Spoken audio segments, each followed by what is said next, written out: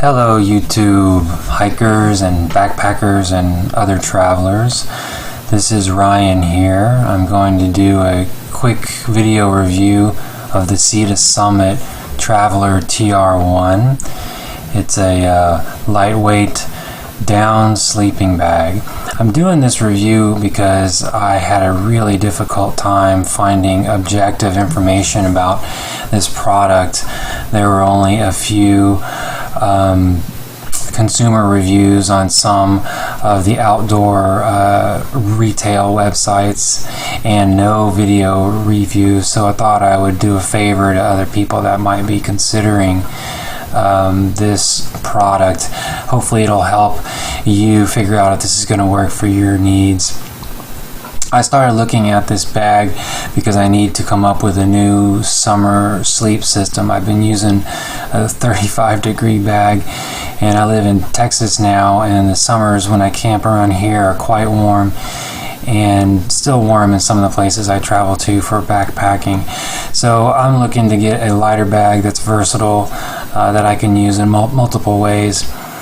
And I'm also interested in the lightweight aspect of this bag because my daughter is now old enough to go backpacking with me. And if you've done any backpacking with children, you know that you basically carry all of their gear. You're a pack mule for them. So I'm shifting a few key pieces of gear to lighter weight options just because I'm carrying more gear now that my daughter's going out with me for longer periods of time. So what I'll do with this review today, I will first do a quick unboxing so you get an idea of what the product comes with, and then I'll show you visually some of the features that the bag has. I'll put the bag in the compression sack and cinch that down so you can see the size of that visually, and then I will also tell you a couple issues, a couple problems that I see with this bag. Although I have a pretty favorable review, I've got a couple issues that I think are important and are worth bringing up. And okay, well, let's get started.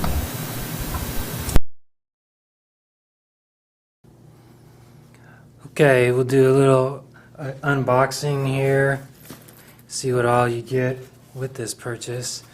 This is the storage bag that they send the bag in. It's a little small. Would definitely not be storing it in this. This bag like this needs to be hung up or laid out and rotated when possible. But this is the storage bag. Here's the bag itself, and we'll get to that plenty in just a minute. There is a laundry bag for cleaning with care instructions for this sleeping bag. Everything from hand washing, surface cleaning, rinsing, drying, and even down leakage on there. It comes with the Summit compression sack.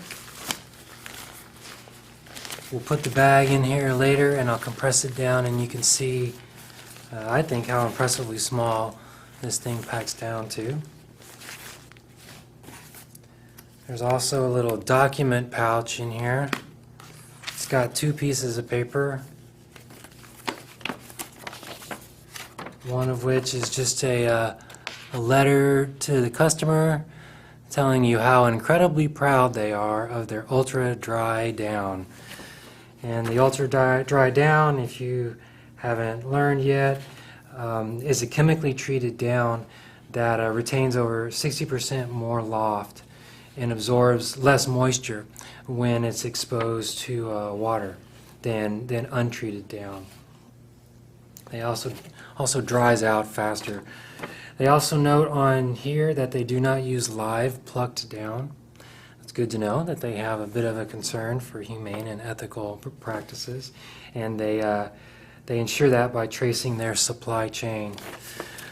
And there's another document in here, a test report from an independent down laboratory confirming that yes, it is indeed 750 down.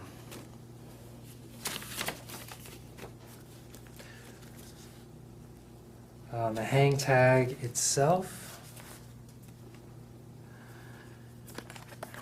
just tells you what you get with it, like we're seeing now, more information about the down, and then some specs on the regular and large bags. I have no idea if that's focused or not, but this bag comes in a regular size and a large size. It is a 50-degree rated bag. The regular size is 13.7 ounces and the large size is 16.8 ounces. Retail cost on the regular is $1.99 and on the large is $2.19. Alright, well, let's get the bag out, we'll lay it out, and we'll take a closer look at it. Let's take a look at some of the obvious features of the Traveller TR1. One is it has a slightly tapered cut. Very slightly tapered. Another is it has two drawstrings. One at the foot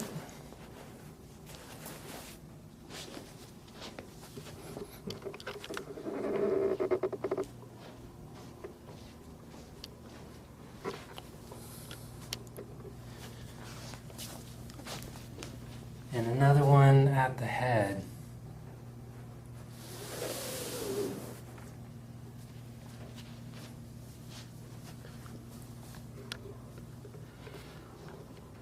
These two features make this bag very flexible. It's one of the things I really like about this is there's several different configurations you can get out of changing the combinations of the zippers and the drawstrings. There are two zippers on this bag, and I'll demonstrate those here in a minute. Okay, I'm going to get in the bag here. Keep in mind, I am 6'2". This is the large bag. I couldn't find specs on the Summit website on the exact dimensions of the bag. REI recommends a regular bag for use by people up to 6'1", I believe, and the large bag up to 6'6". So I'm 6'2". My feet are just barely touching the bottom of the cinched up foot box. I'm just going to close it all the way up so you can get an idea of its overall length.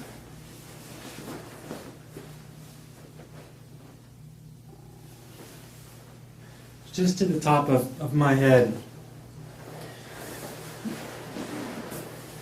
So you can use this just like a traditional mummy bag with it cinched up and open on the top. If you have a properly sized bag, you can utilize the drawstring at the top and make a bit more of a complete mummy out of this.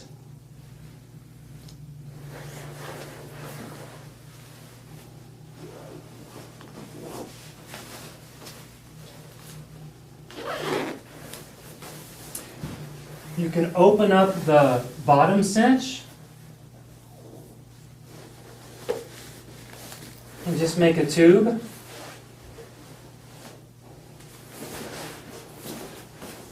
Open top and an open bottom.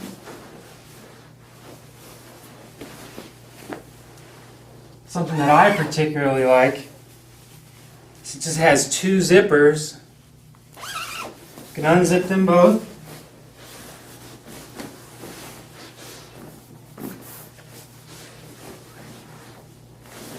Have your legs exposed as you like, have your torso exposed as you like, but yet still keep the sleeping bag in place. And you can adjust as needed throughout the night if you want it on or off, and it'll still stay put for you.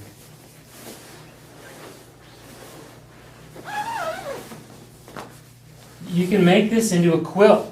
Quilts are becoming more and more popular, and I understand why, because they're very flexible. Although I don't think quite as flexible as a bag like this. But basically with the quilt, we'll keep a foot box foot box down there, and then you can lay the top over you however you like. You can roll it under you or your pad. There you have the quilt style. And then of course you can open it up more like a duvet.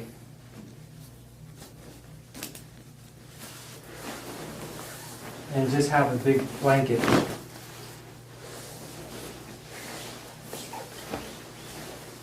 You can almost fit 2 people under this. If you have another one of these bags, they can attach together, make a big giant sleeping bag, or a duvet big enough for a king-size bed. REI lists the hip girth of the regular at 53 inches and a long like this at 58 inches. It's one of the key reasons why I decided to go with the long, so I can make it a full mummy bag, but also I like to sleep on my side, and when it's all closed up like a mummy bag, it's much easier to pull my legs up, which is particularly comfortable for me.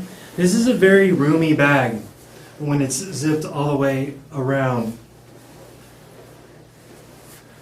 While some people think that's less thermally efficient because of the dead airspace, I think it works well if you want to put a liner in here and push the limits of the bag into other seasons, or you want to wear a base layer of clothing or even fleece. It's much easier to move around and be comfortable in a bag like this with clothing on when it's a little bit wider. I think the sizing and the slight taper is excellent. Okay, so I just stuffed the bag into the compression sack. I want to give you an idea of the size of it.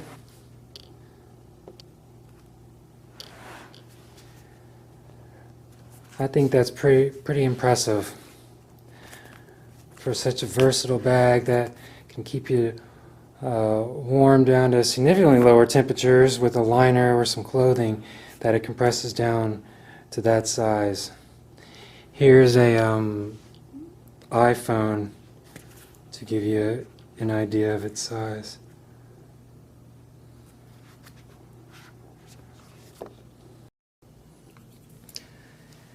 So I have an issue with this bag. One thing I'm really not pleased at all with, and that is the cord locks they put on here. When I first got in this bag, a regular size one in the store, cinched up the foot box and just simply rolled over, the bag immediately opened up. It's hard for me to really demonstrate for you, the camera, how little pressure this takes to open up. I see it as a flaw. If you're sleeping at night and you simply shift your feet and the bottom automatically opens up, that's a problem. When you cinch it down, it's because you want it closed for a reason. It needs to stay there. They use these very fine cords here, which I understand is part of keeping the weight down, but this cord lock mechanism is a piece of junk for the most part. They could have used something much higher quality to keep this closed. You just barely put any pressure and it just opens right on up. Same thing at the head. I've come up with a solution to this, at least my first solution. I might find a better one. I don't know yet.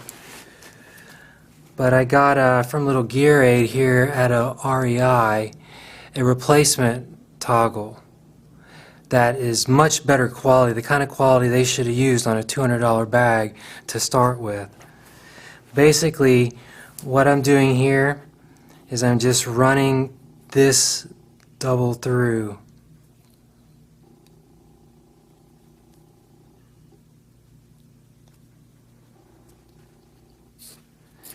And using this as a new cinch. This doesn't open. It's much more, it's much stronger, much more solid. I run the risk of losing this at night. If I fiddle with it, it could come right off the end, but I'll probably find a solution for that in the future. Maybe you have your own solution that works better. But at this point, I gotta recommend some kind of a third-party product to get these cinches to stay closed the way they're supposed to. If the Sea to Summit people see this and recognize it as a problem and decide to correct it, let me know. I'll be more than happy to edit this video to reflect that change. But right now, I can't at all endorse this cheap little cord lock they have on there. The other issue I have, which is much less important, much more minor, is this has pretty small zippers on it. Once again, I'm sure that's to help keep the weight down, but I found that they're a little bit more challenging to find and to use when you're trying to maneuver while you're in the bag. That's just a minor concern. For the most part, I'm very happy with this bag on the limited usage I've had so far. And what's my biggest problem is that cord lock, but overall, very, very nice bag.